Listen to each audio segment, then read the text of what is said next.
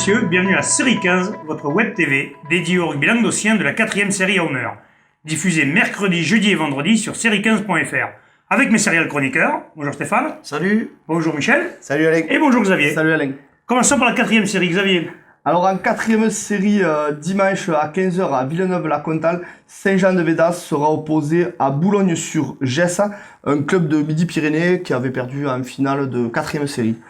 Mon pronostic, je vois bien Saint-Jean-de-Védas sur leur lancée, invaincu à une vingtaine de matchs, qui a déjà ramené 2 titres, au moins passer le 16e de finale.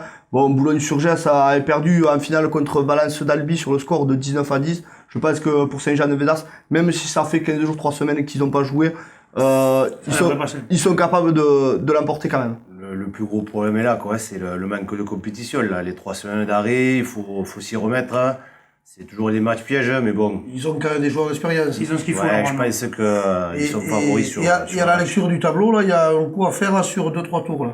Regardez, il n'y a pas quand même des plus gros morceaux. Un peu plus loin. Ouais. D'accord, ok. Maintenant, passons à la 3e série, Michel. Alors, en 3e série, c'est l'Union Canet-Névan qui attaque là aussi, pareil, en 16e. Ils vont rencontrer Ponteilla à 15h à Périac-de-Mer. Donc là, je pense que ça va être un peu plus compliqué, sachant que le 10 de Névian est blessé grièvement d'ailleurs. Il s'est fait le tendon d'Achille. Donc il sera indisponible pendant 9 mois minimum. Donc il va falloir qu'il se passe de lui. Et je pense que contre ces Catalans, ça risque d'être compliqué. Ça risque d'être compliqué. Donc je leur souhaite quand même de passer. Mais bon, à mon avis, c'est vraiment un match piège pour commencer d'entrer les champions de France. Ouais, ils ont un gros premier tour. Le plus dur, ça va être le 16e. Je pense que s'ils arrivent à passer ce 16e, ils auront une place en demi-finale à assurer. D'accord. Alors donc, on met une petite pièce sur eux, hein? Ben, on va les encourager quand même, mais bon. Ouais, de toute façon, on est derrière tous les clubs du Languedoc. Exactement. Allez, passons à la 2e série, Stéphane. Oui, donc, 2e série, nos amis de Saint-Pons, là, le 15 du Haut-Languedoc, rencontre dimanche le champion du Béarn, Monin, à Montesquieu-Volvestre en Haute-Garonne. Donc là, c'est un gros morceau. Champion du Béarn, c'est toujours solide. Monin, c'est un club compliqué. Monin, c'est un club qui a joué, qui était en Fédéral 3 à l'époque, donc qui a dû avoir quelques soucis pour descendre. Mais en fait, le Béarn est particulier parce que on tombe vite d'honneur, on peut vite être en deuxième série. Comme Mourenx, on voit ce qui est, voilà. Oui. Donc, Mourenx, c'était dans une poule de la 2e à la 4e. Voilà, donc tu peux te retrouver champion de 2e comme champion de 4e, et ainsi de suite. Voilà, donc on leur souhaite bonne chance, mais je pense que ça va être quand même compliqué. Ouais, juste une remarque sur l'ancien tableau. En 2010, le champion du Languedoc, il prenait le champion du Béarn. Et là, on voit que le dernier club du Languedoc en course, il prend le champion du Béarn au 2e tour. Donc peut-être que les tableaux, ils sont mal faits. Petit message personnel. Mais il y a eu quand même un peu de grogne de tous les clubs, là, surtout tous les clubs du Sud-Ouest qui sont quand même en série gros pourvoyeurs de titres et de joueurs. Donc ça s'affronte entre eux là. C'est dommage après parce que sur les finales l'an dernier, il y a 3 ou 4 finales où il y a 40 points d'écart, quoi. Donc bon, c'est pas révélateur de, voilà. La vraie finale, c'est la demi-finale, hein, on peut dire ça. C'est souvent ça, malheureusement. En tout cas, juste pour finir, faut pas oublier quand même que le 15 du Haut-Languedoc nous a fait pas mal de surprises, donc pourquoi pas sur ce match. Ça serait bien qu'ils en fassent. Tout à fait. À chaque fois, on les a donnés perdants et ils ont toujours gagné, donc ils ont quand même une conquête solide, ils sont efficaces sur les groupes pénétrants, donc c'est une équipe qui peut, voilà. Mais je pense qu'ils sont au courant pour faire un gros match. D'accord. Passons à la première série. Alors en 16e de finale de première série, à Cugnot dimanche à 16h, le RC Villeneuve-les-Maguelones jouera contre Cap-Breton au second rugby. Donc c'est le 3e qualifié de Côte-Basque-Land. Un gros morceau quand on sait que le Côte-Basque-Land ramène chaque année plusieurs bouts de bois dans son comité.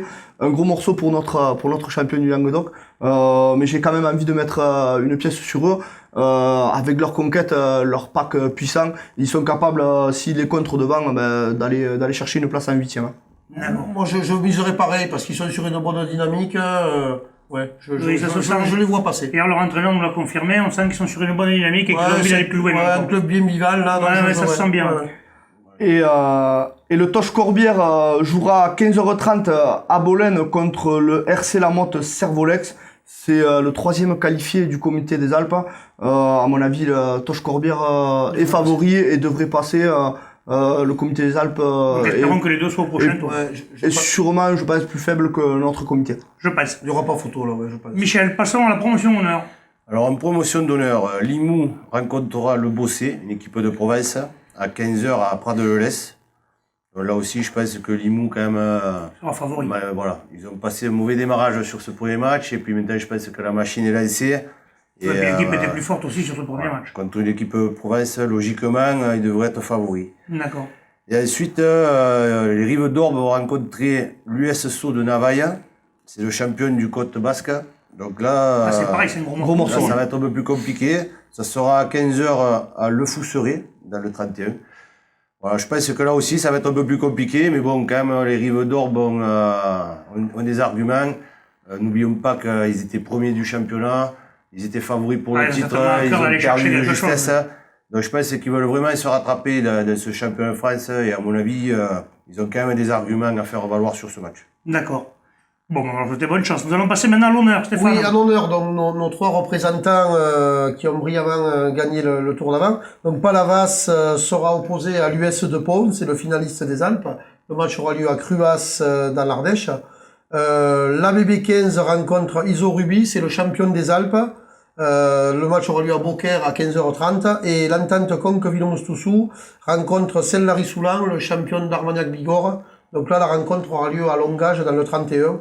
Donc pour les deux premiers, la Palavas et l'ABB, donc ils rencontrent des clubs des Alpes. Je les vois passer, ouais, bien. En plus, là aussi, ils ont fait. Ils sont bien commencés. Ils ont bien commencé. Ils sont vraiment dans la compétition. Je les vois bien. Par contre, bon, le Conques-Villons-Stoussou, Ça sera un peu plus dur. ça sera plus dur parce que Saint-Lary, là, les clubs d'Armagnac. Ouais, mais ils ont bien commencé leur premier tour aussi. Donc Ils bon. ont bien commencé leur premier tour. Ils ont des arguments à faire valoir. Et bon, je pense que leurs 2 entraîneurs expérimentés là vont bien les préparer. Et je pense que ça serait bien que les trois continuent l'aventure. Continue l'aventure, ouais. Surtout que Conques, ils sont quand même habitués à ces phases finales. Ouais. Le championnat de France, ils l'ont gagné il n'y a pas longtemps, et ils sont habitués à tout ça. Donc moi, je les vois aller loin, eux aussi. Même Parfait. si ça sera peut-être plus dur que Si on se projette, si l'ABB passe et Conques passe, je crois qu'ils se reprennent en Ils se 8e. reprennent. Un huitième explosif là qui serait. Et après, il y aurait encore une revanche dans la finale. Ils vont pouvoir se retrouver entre sudistes. Parfait. Passons maintenant aux réserves. Michel. Donc en réserve, l'ABB continue son aventure aussi, va rencontrer Aix, une équipe de province. Et ça se jouera à Beaucaire en ouverture de la 1. Donc C'est bien ça pour les supporters. Ouais, ça sera un petit avantage quand même, parce que les supporters seront là, ils suivront les 2 équipes.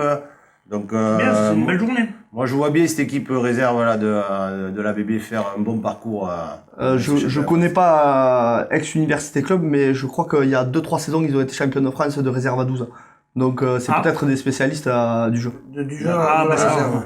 Mais écoute, on verra, parce que je pense quand même que l'ABB a des arguments là aussi, donc on verra bien. Ah, bah, ça Il faudrait qu'on demande à Christian Nebo, le spécialiste du jeu de réserve, il doit connaître ça. C'est lui qui devrait pouvoir nous aiguiller là-dessus. Et maintenant, passons aux jeunes. Xavier. Alors en jeune, en demi-finale de cadet à la Mercerie, Toulouse jouera contre le club de Montpellier. En demi-finale de Goderman, Montpellier encore jouera contre Massy. Et en finale Grand Sud qui se dérouleront samedi le 18 mai à Bram, à 14h les territoriaux à 12. La finale opposera Conques à la Trèbes à Toche-Corbière. Et à 17h en Danet à 12, la finale opposera Fleurissal-Coursan à Toche-Corbière. Effectivement, Toche-Corbière, on le disait, ils ont plein de jeunes qui arrivent. Plein de jeunes qui arrivent, et on peut aussi saluer Montpellier, un jeune, parce que les 2 équipes cadets à la Mercerie et Godermen en demi-finale, et les espoirs champions de France. Ouais. Voilà. Belle formation. Belle formation. Michel, tu as un petit mot à nous dire. Oui, juste un petit mot par rapport à la finale du top 14 le 1er juin. Donc on organise un tournoi à Sauclière comme l'année dernière, le Fiesta Rugby.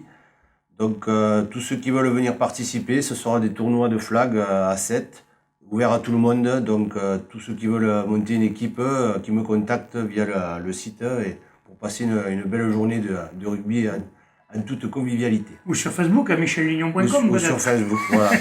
Il y aura de la bière. Bon, ben, messieurs, je vous remercie. On se retrouve mercredi prochain. Transpirez bien sur tous les terrains.